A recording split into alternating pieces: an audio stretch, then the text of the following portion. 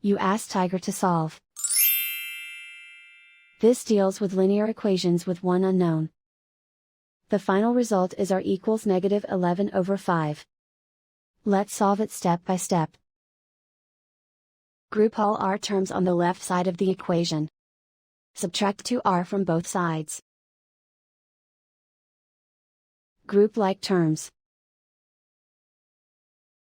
Simplify the arithmetic. Group like terms. Simplify the arithmetic. Group all constants on the right side of the equation. Add 7 to both sides. Simplify the arithmetic.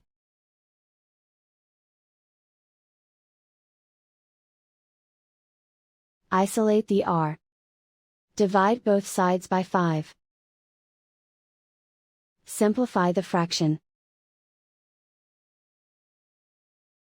And so the final result is r equals -11/5.